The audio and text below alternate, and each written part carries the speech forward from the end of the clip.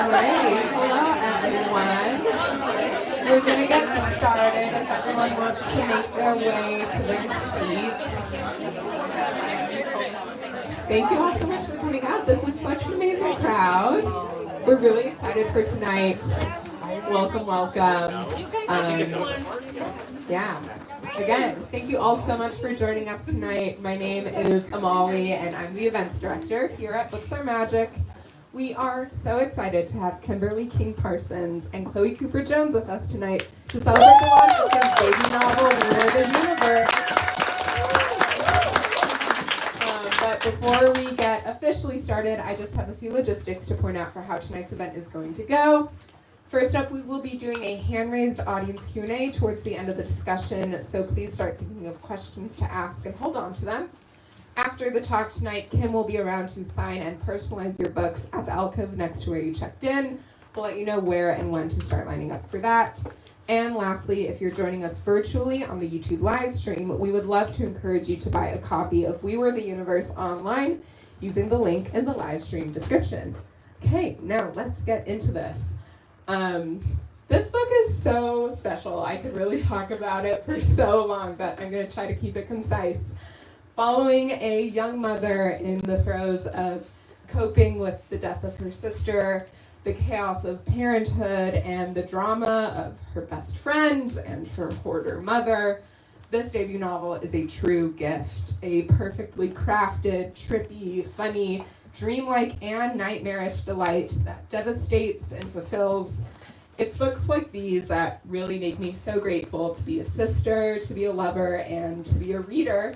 And we just can't wait to hear these incredible writers discuss it tonight. So, that said, a bit about tonight's guests. Born in Lubbock, Texas, Kimberly Parsons is the winner of the 2020 National Magazine Award for Fiction. Her debut collection, Black Light, was longlisted for the National Book Award and the Story Prize, and her fiction has been published in the Paris Review. She lives in Portland, Oregon with her partner and children. And as I mentioned earlier, Chloé Cooper Jones joins Kim in conversation tonight. Chloé is a professor, journalist, and the author of the memoir Easy Beauty, which was a finalist for the 2023 Pulitzer Prize in Memoir. She was also a Pulitzer finalist in feature writing in 2020. She's a contributing writer for the New York Times Magazine and an associate professor of writing at Columbia University. She lives here in Brooklyn. That is all for me. Please join me in giving Kim and Chloé a very warm welcome.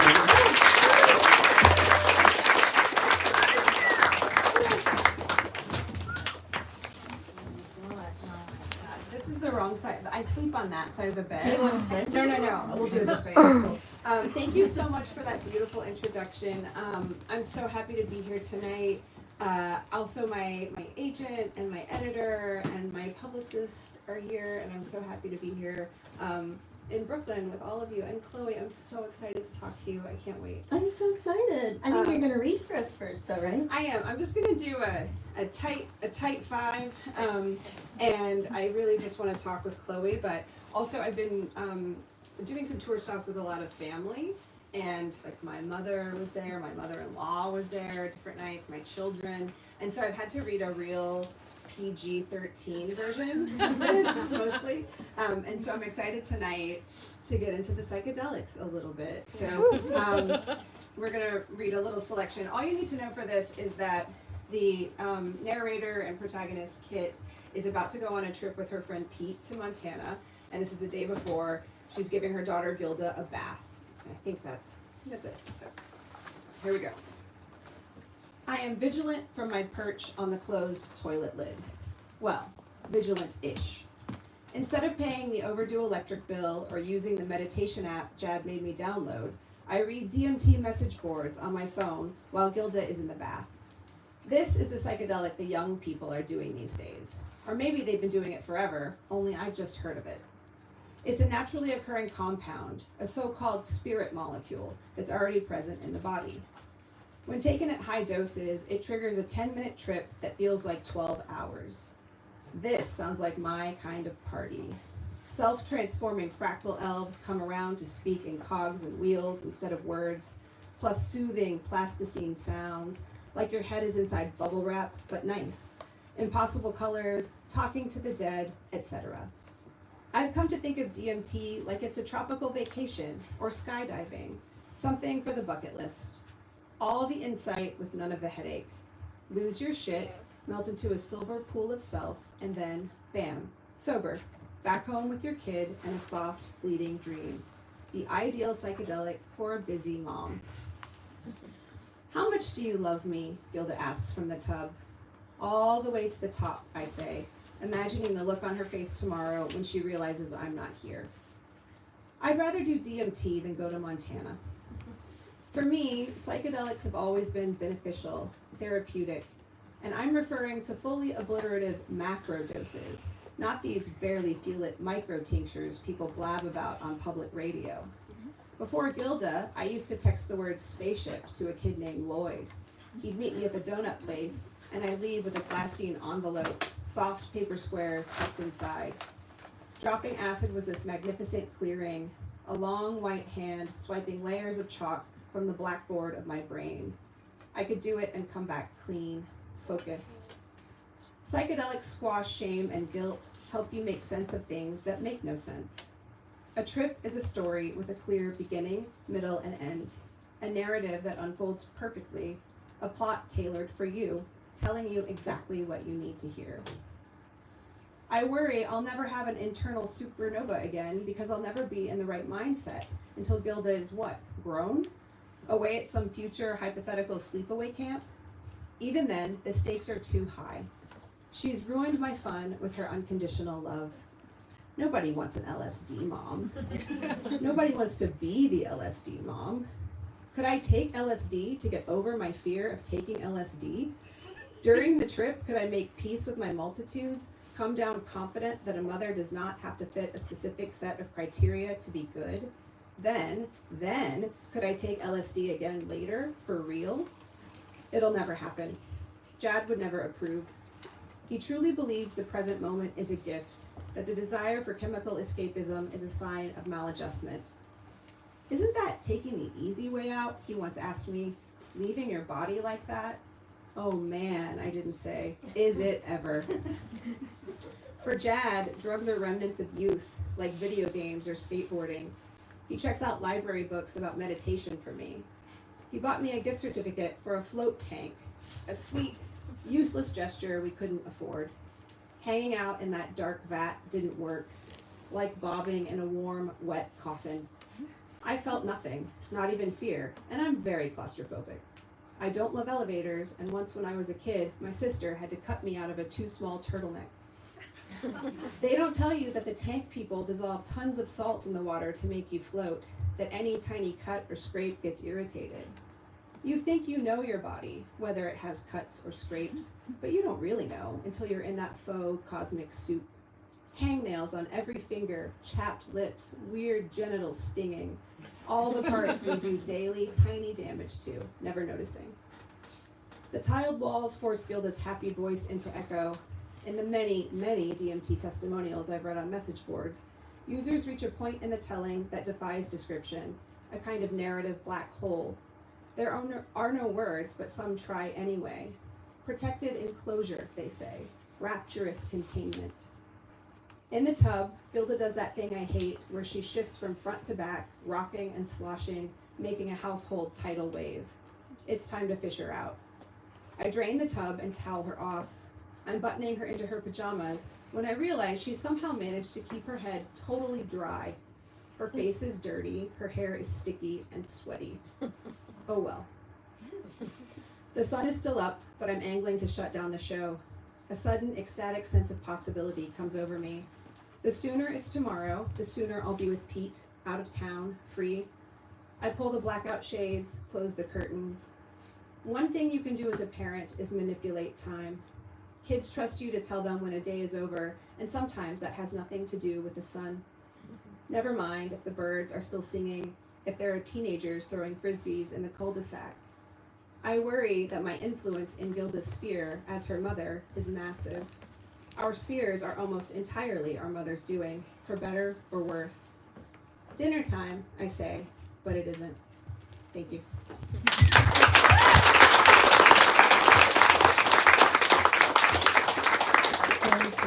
That's amazing. I didn't intend this to be my first question, but then I was sort of, spying over your shoulder, and I love an author's reading copy of their own book, and I could see little notes and edits, and I'm wondering, you've been on tour now for a week? Yeah, 2 weeks. Yeah, 2 weeks. Yeah. Yeah, and so are you starting to edit as you read Oh, the yeah. finished copy? Oh yeah, no, it's always the second I read it, I'm like, oh, we'll do a little tweak there, a little tweak there. Yeah, I don't know that that'll ever stop, but No, it's an endless process. Yeah. Well, I'm just like, it's quite a surreal thing for me, I have to just say, to be able to do this event with you. And I always tell the story when you and I are together. But I first encountered Kim's writing, or her reading out loud in a class that we took together many, many years ago here in New York City when I was 25 and really, really broke.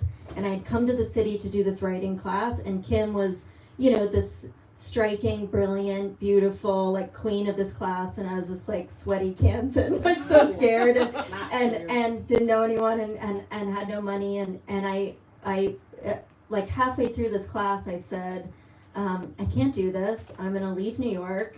I can't afford anything. I'm not making any headway, and I was starting to buy a ticket to leave and go back to Kansas.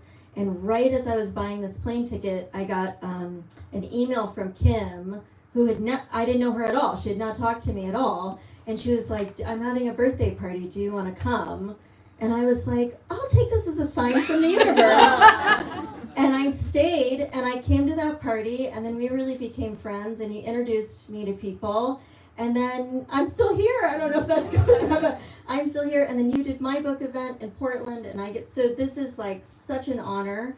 And it is also just to say that as good as this book is, it's also written by one of the best people that I know. So it's just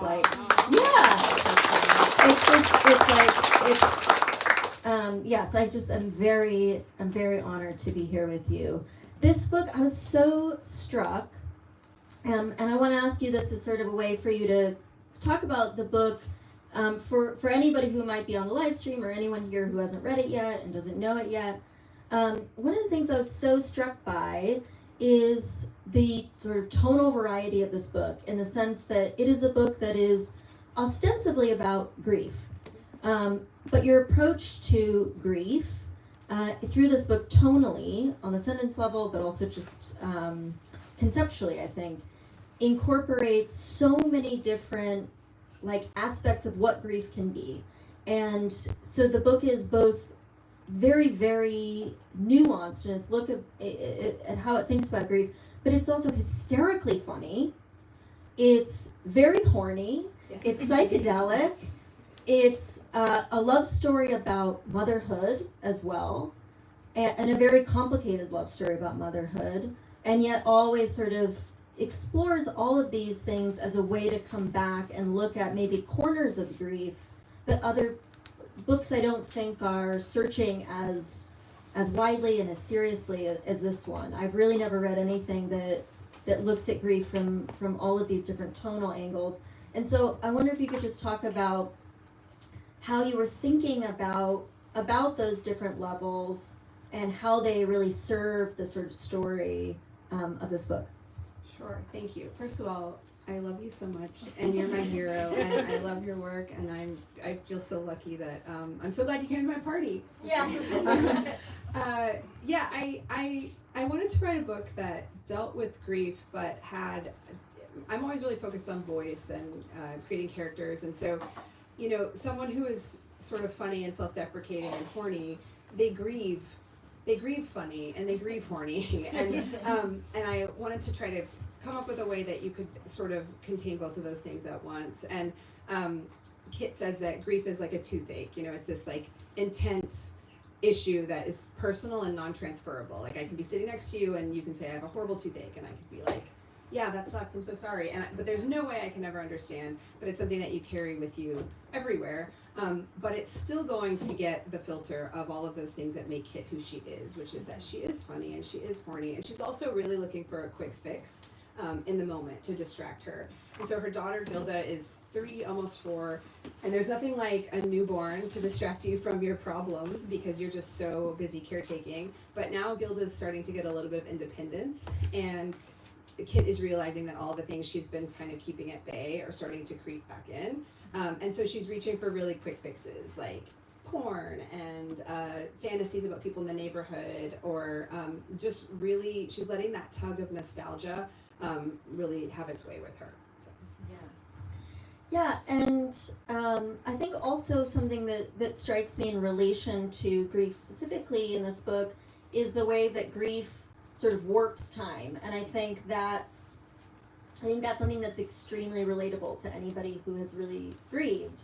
The ways in which certain moments can stretch out, and that certain memories will arrive to us sort of instantly. And one thing I was so impressed by in this book is that structurally this book moves back and forth through time, and it does so unbelievably effortlessly. Like, you never are lost, and sometimes we're moving backwards in time through, in the midst of a paragraph or in the middle of a sentence.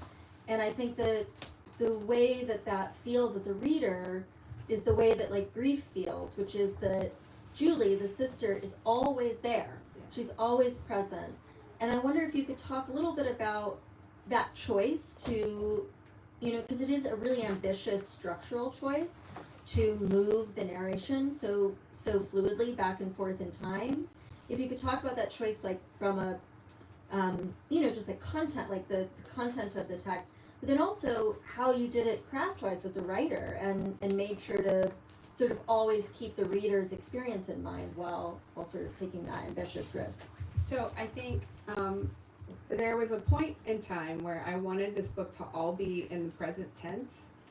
It was like that for a while, and my first editor who I was working with, Tim O'Connell, I don't know if he's here. Anyway, he's great. But he told me, he was like, maybe we could consider keeping the past in the past tense. And I was just sort of like, maybe, we'll see. But I was trying to play around with this idea of emotional chronology, the sense that you are, jerked from your present moment, whether it's, when you have a kid, everyone's like, enjoy this, they're little and you have to enjoy it. So you're trying to be very present and for your child. And then also just she's dealing with all of these feelings of being jerked backwards or jerked around in time. And, like we've all probably read The Year of Magical Thinking, like the way that different triggers in life will just hurl you backwards. Yeah. And so I wanted to play around with that. But then also this idea that Julie is existing to her at every age all at once, sort of. And so we did do a little bit of tweaking around with the chronology of those memories so that it's like, she's not just like, she's 5 and now she's 19 and now she's, we tried to do something that was maybe a little bit more hospitable for the reader by moving some pieces around. But yeah, I think ultimately what I was trying to get to was that sense that the way that grief consumes the present moment and how impossible it makes it to be. I mean, the whole book I think is about confluences, and from the very first line, she's like, I'm here on the playground, but I'm split. Half of me is here with my daughter, and half of me is in the past with this hot girl from my art class. And that's kind of how Kit works through almost everything. She just has this feeling of being pulled in 2 directions, which is what I think grief does. Yeah, absolutely. I mean, I think it's just one thing I talk about with my students when we're talking about sort of moving back and forth in time is like, what's your hinge? Yes. Meaning like, what's the hinge between the present track and the past track? And I think that this book has the best hinges I've read in so long.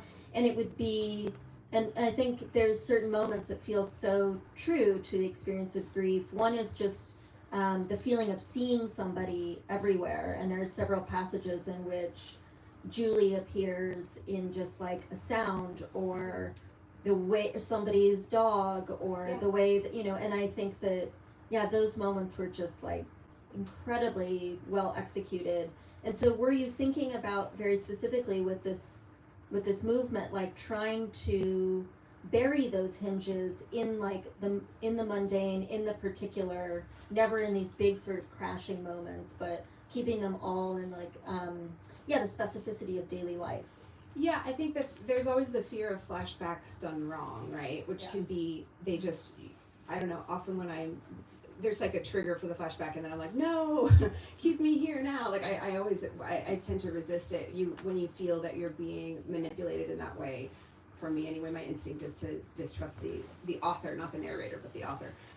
But I wanted to play around with this idea of how can we bury those things but also make them so like you're saying, like where it's like there may be a paragraph and the first part of it is present plain, and then we have just a little moment where we're like, and there's Julie with her this thing she used to do where she would make footprints out of her with her hand on the mirror, and now we're going right back, because that's how for me that sort of remembrance works. And I do want to say I love the book Veronica by Mary Gateskill, and that was something I thought about, which if you don't know, there's a character in the present plane who's cleaning houses. She has a sort of injury she's taking painkillers for, and she has the mundane like day-to-day cleaning houses, but then there's this like glorious glittering past where she was in New York and was a model with this woman Veronica, and Mary Gateskill just plays around with this idea to the extreme almost. She fully dispenses with the present plane. We don't come back.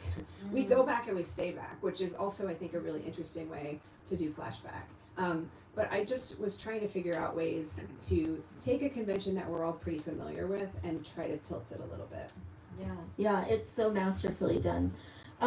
So when I saw you in Portland a year ago, I guess, about a year ago, you said this amazing thing to me. We were talking about your novel, but you were sort of talking about this in a different context too. And you used this phrase that I've been saying in my head ever since, and I want to steal it, and this is why I'm saying it out loud publicly now, so I can't steal it, because I probably it's stole it from someone else. It's Kim's, I can't take it.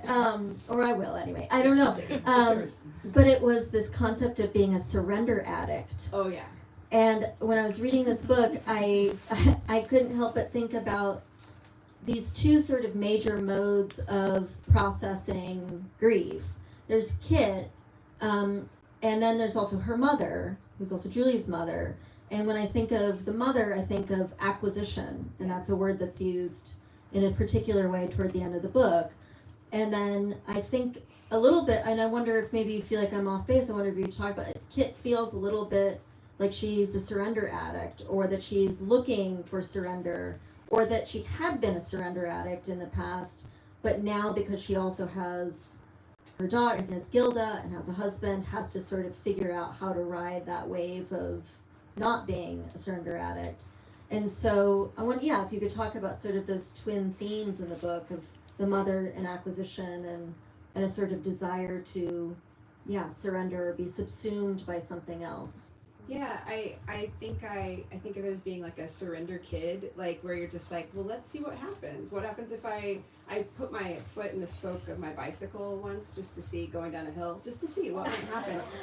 That sort of thing, which I guess that doesn't even feel like surrender, but you're kind of like, well, I'm at the surrender of, I'm at the mercy of this bike and what will happen. But there's always been this part of me that, and it's self-destruction too. It's a death drive thing.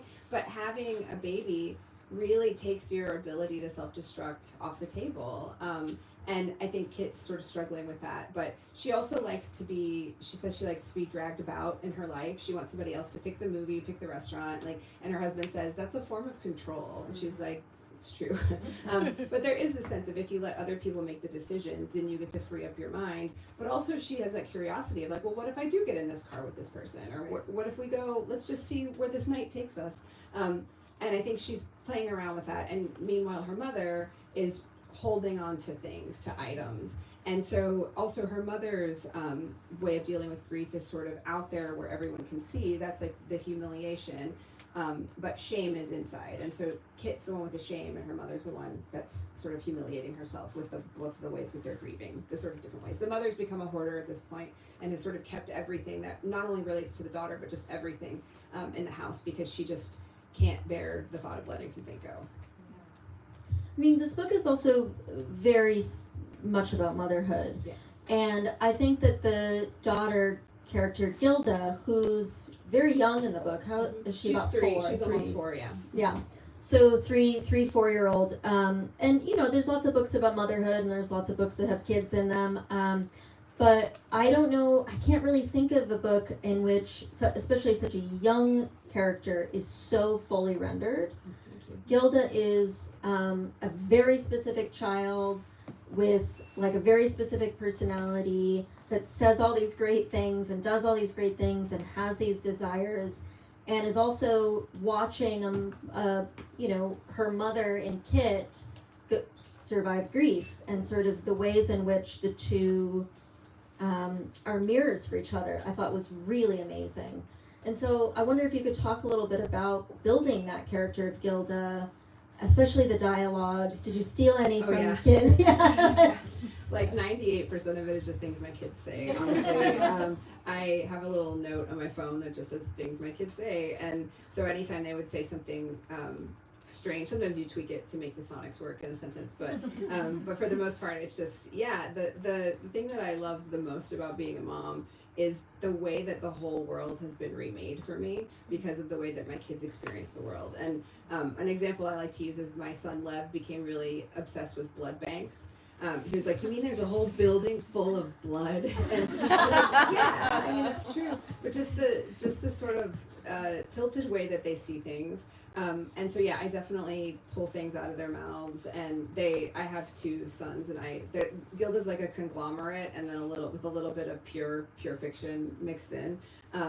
But I really love her. I love her as a character, and it's funny because some people in places have said she's been described as a tyrant in a leotard, a gremlin. Like there's a lot of Why? I don't understand. It's interesting because I think that there's something about the bottomless need of children, which is normal. That's part of it. That's part of being a child, is that you are dependent on your parent. But I really think that she's so spirited, and I like the way that she sees the world, and I think she's fine, even though also Kit is making a decision because she was underparented herself. She's really flipping in the other direction and going like full hardcore attachment parenting, and so she's still, they're still sleeping in the same bed. And so I think that she's trying to just, at least if she's going to mess up her daughter, she's going to mess up her daughter differently than her mother messed her up. So. No, I mean, Gilda is very spirited, but and I think that there's just so much truth in the way that you talk about parenting in this book, which I found like alternately so validating and also indicting. There's so many moments as a parent I was like, ooh, she's calling me out a little bit.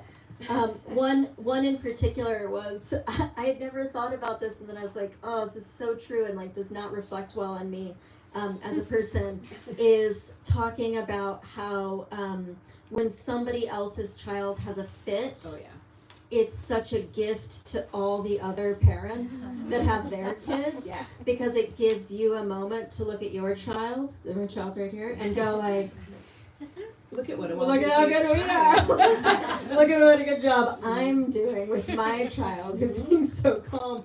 And I just like, it's so funny and so true. And like there are many, many moments throughout this book that really, I think, accomplish that. And I think one of the things that I was so struck by with the rendering of motherhood is that the narrator is very honest about these moments where like Gilda wakes up at 5 and it's the worst. It's like nails on a chalkboard, so horrible to hear your child rustling before they're meant to wake up, and it ruins her whole day. But then when Gilda goes to sleep, often Kit misses her and is like laying right next to her and then looking at pictures of her on the phone. So there's always throughout this book this sort of double-sided nature of parental love that I think is full of frustration and alien and feeling really annoyed at your kid, or feeling a certain type of like shame, and then also just feeling like you cannot be apart from them. And so I wonder if you would talk a little bit about just like your approach to talking about parenthood. It is such a challenging thing to speak honestly about, or to write honestly about. I mean, obviously through this fictional lens, but did you really think about how important it was to sort of look at Kit's double-sided like relationship to maternal love?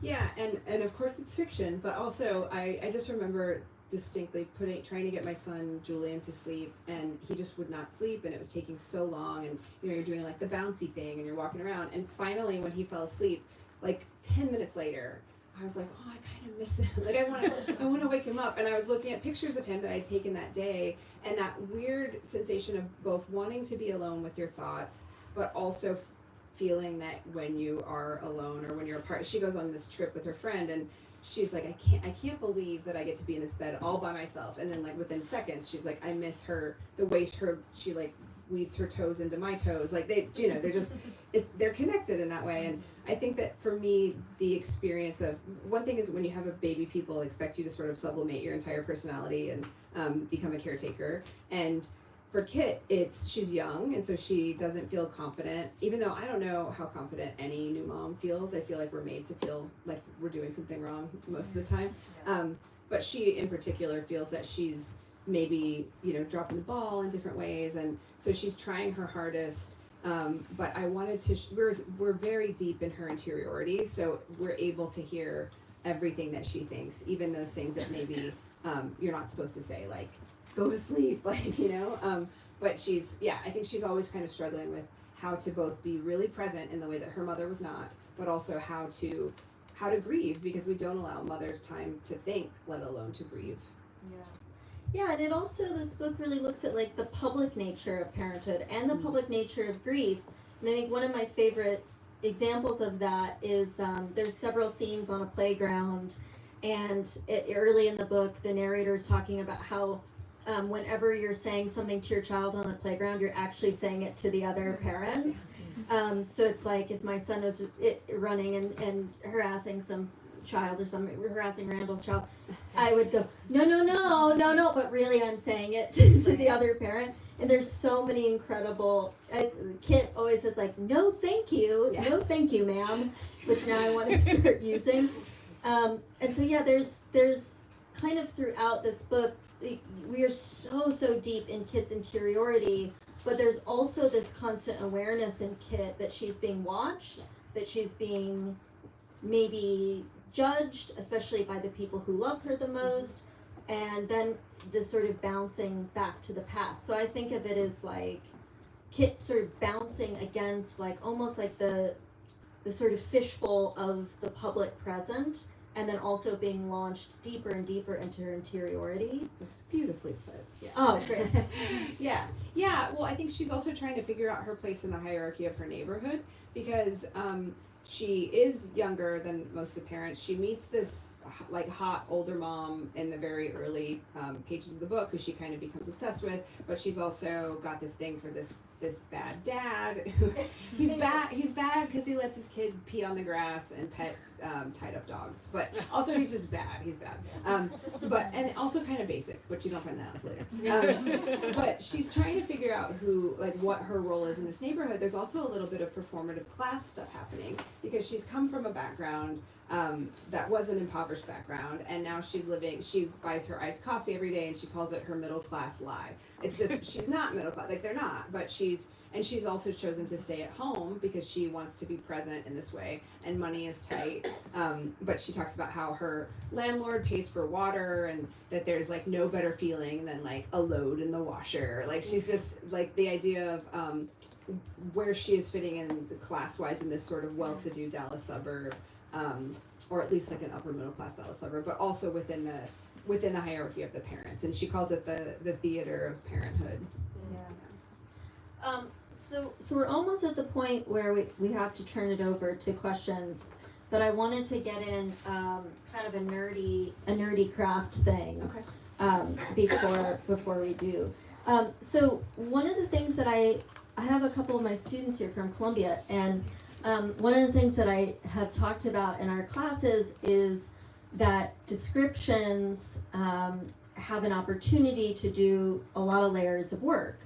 Not just set the scene, or not just sort of explain the external world, but that it is through, especially in this case when you have a narrator that where we're so deep in her interiority and her perspective, descriptions have the ability, like a narrator describing the external world has the ability to reveal her feelings, her own sort of interiority. And I think that this book has the best examples of that. There's so many moments throughout this book in which we do not need to be told how Kit feels about someone. Mm-hmm. All we need to do is listen to her describe somebody. Meredith is nodding, so I feel very validated by that. She's like, "That's right. It's really good in this book."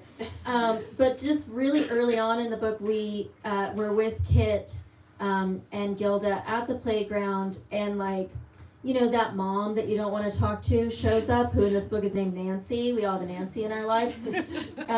And so I just want to read just like a tiny bit from this book because it's so great. And Kim does this all the way through the book. So Nancy stops right in front of me, looming, blocking my view. She's giddy to talk about the package thieves in our neighborhood. We've never met Nancy. This is like our introduction to her. But we're about to know all we need to know about Nancy.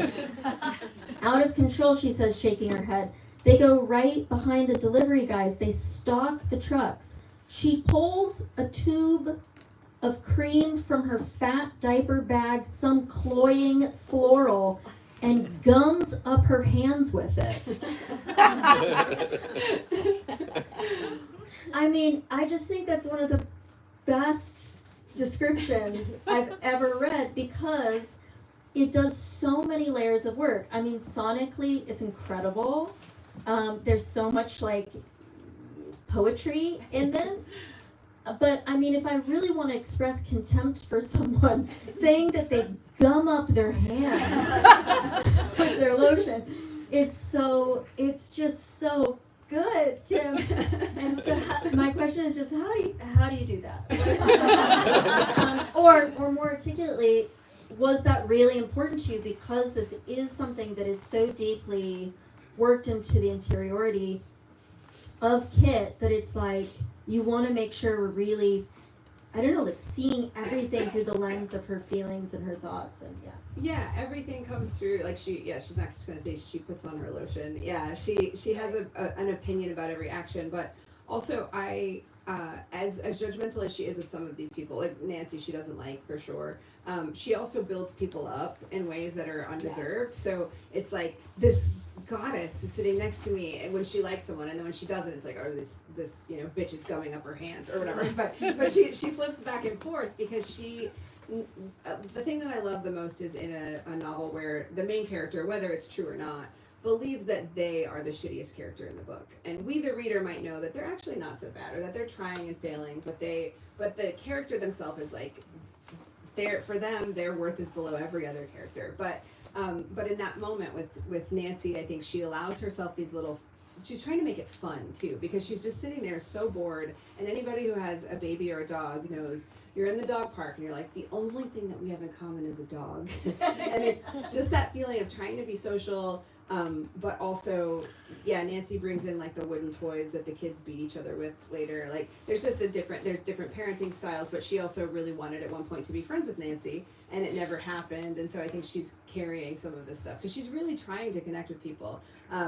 But yeah, I think everything is so hyper synthesized through Kit's viewpoint, and that's how you also get place and other characters, secondary characters, and also I was trying to play around with this idea of the economy of place. So it's like the same park bench 4 times, because that way every time we go back to it, there's this accumulation. We have the first time I described it, the second time I added something else, but it's like sometimes novels just seem like a bridge that runs off forever, where they're like 100 places, and I like the idea of having it like, no, we're going to actually return to these same scenes and see how the character is changing over the course of it. So economy of setting.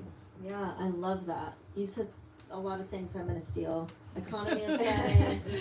Anyway, okay, I think we have to turn it over to this amazing audience to see if they have any questions. There's a handsome, very well-parented gentleman right here. Yeah, you have a question? Excuse me, I was just curious what the significance of the name We Were You versus to like the book and you and. Love it. Love this question. Thank you. So for many, many years, this book was called The Boiling River, which is where they go on, when she goes with her friend on vacation, they go to this place, which it took me so long to write this book that place has now been washed out by floods and is not accessible anymore by humans.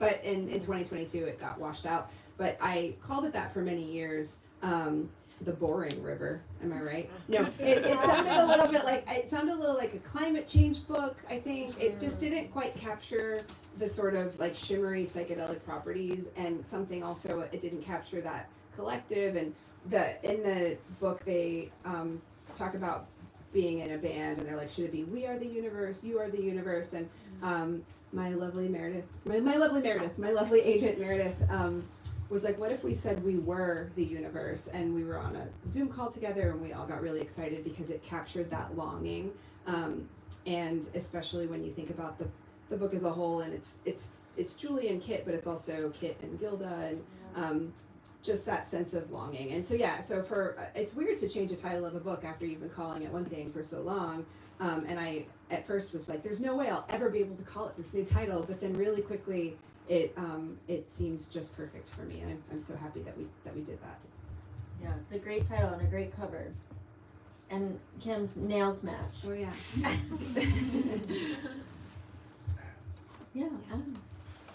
You mentioned Veronica. I was wondering if there are other books that were sort of floating around in your mind during the... Yeah, for Oh, sure. I'm supposed to repeat the question. I just remembered. Oh, okay. So the first question was title. We probably figured that one out. And then this question was, you mentioned Veronica by Mary Gateskill. Were there other books that sort of influenced this? Yes. Okay. So Merritt Tierce, "Love Me Back," which is a beautiful novel about a self-destructive character involved in the restaurant industry in Dallas, which is where I'm from partially, and where this book is set partially.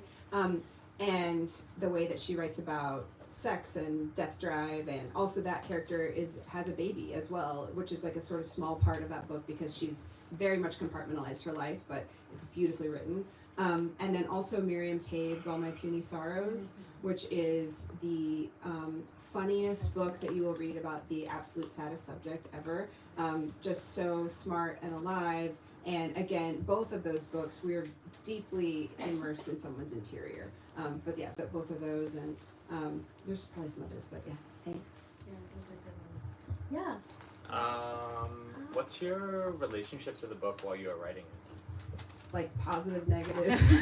Like, just what did it look like every day to like be with it? Oh. How did you connect to it? How did you stay with it? Like, just pretty broadly speaking. Yeah. Oh, so the question for the live stream is, what was your relationship to the book as you were writing it? So there was a period of time where I had written what is still the core of the book. It was a series of 52 vignettes. I think Meredith will remember this time. And it was the core, and the feelings and the characters and all of the things were present, but these were these very discrete scenes that were not, they weren't touching each other. And so I wrote this and felt like I had done something, but I knew it wasn't done yet. And so then I put it in a drawer for, I was looking back, I think it was about like 16 months, where I just didn't look at it at all. And I think during that time, it was always in the back burner, and I was reading a lot, like reading a ton and watching a lot of movies. And I had this weird sense of faith that the project would tell me what it needed to be. So I knew it was going to come out of the drawer, both because I was under contract and I didn't want I didn't want people from Knopf to come break my kneecaps. No, go into that. But I was under contract, so I know I needed to do it. But also I knew that this book would resolve itself, and so I feel sometimes like when I don't know what to do, for me the best solution is to do nothing for as long as possible, and then the answers become more clear. I've never been able to like bludgeon a project into make it better. It's usually better when I get the distance from it. So that I think actually leaving it alone for a really long time was really helpful. Thank you. Yeah, can you talk about how Texas functions in this book, and also just how it shaped your writing in general? Sure. Can you talk about how Texas shaped the book? Yes. So I'm from there, and I was thinking about this the other day. So I'm from Lubbock, which is where Buddy Holly is from. My grandma's from Turkey, Texas, which is where Bob Wills is from, who's the father of Western Swing. And then this book is set partially in Wink, Texas, which is where Roy Orbison was from. There's something about these, I mean, Texas also has its own like mythic, obviously there's a huge mythos around Texas, but I think because of the blank space, maybe it's the heat, I don't know what it is. There's something to me about music and art and like this desire for connection. And so even when I try not to write about Texas, I left as a semi-young adult and have not lived there again. And I tried really hard to leave for a long time. And now it's like all I write about. But I feel like now that I don't live there anymore, I'm able to write about it in a clearer way. But I think Texas has a huge influence in the work for sure. So one of my favorite things about this book is that it's literally a trip. Yeah. I love that it's a journey. Yeah. I'm just really curious for you to talk about tension in the book, because I think so much of what fuels this book is actually like the interiority of this amazing, impulsive character. And I'd love to hear you talk about tension and propulsion in the book. Yeah, so can you talk about tension and propulsion in the book? That's such a good question. I'm excited. It's a great question. I think that when you have a character who is so easily influenced by, she's made her past seem really grandiose and exciting, there's always the feeling that what if she does drop her life and her current routine and go down this path? And so I'm playing around with the tension of this idea that is she really going to leave it in the past? Is she going to keep her shit together, or is she going to actually go too far? And she, she's like looking at her neighbor's hands, and she's like, I look at his hands and think about how he could help me take my life apart. And it's like things like that, like just these flashes of things where you're like, I could ruin my marriage just like that. I could ruin my relationship with my daughter just like that.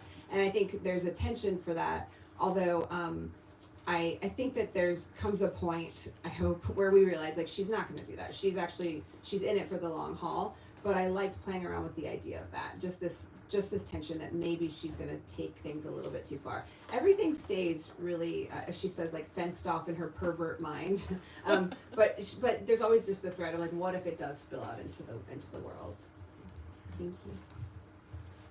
Yeah, and all the way in the back. So I was just wondering how it was moving from short stories, because I'm also writing a short story collection, what it was like moving from writing short stories to novel, and then how you approach it differently. Yeah, so that's a great question. Yeah, how did you approach this moving from short stories, your first book, to a novel? Okay, so I think of a short story is like looking through a keyhole at a perfectly composed room, and that room doesn't even need you to go in it. Everything is exactly where it's supposed to be, and your job is to behold it. And I think of a novel as being someone opens a door and lets you come inside and open the drawers and look in the closets and poke around under the rug. And so I think that there's a moment where in short stories, I think you can even play around with the reader and be a little antagonistic or opaque at the beginning. But I think that novels demand a bit more hospitality. And so I like this idea of sort of holding the reader's hand and bringing them into the world. And once they're in the house, you can fuck with them a little bit. But you gotta get them inside first. So yeah, that's kind of how I think of it. I love that. Okay, we have time for one more question, we're told.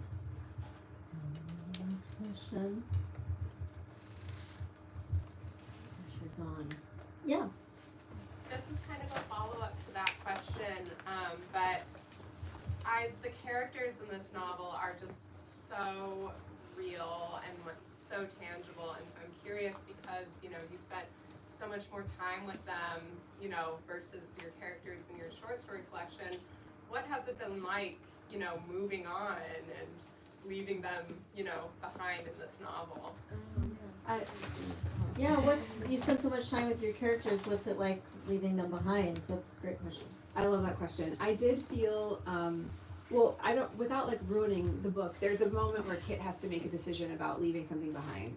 And I think that I felt really bad. I felt sad to leave Kit, a little bit bereft, because I think she is so unhinged and wild and fun. And the thought of leaving her made me sad, but then I sort of thought, well, if Kit can do it in the book, then I can do it in real life. So, thank you. So you're going to sign some books, I Yeah, believe. sign some books. Back there. So thank you so much, Kim.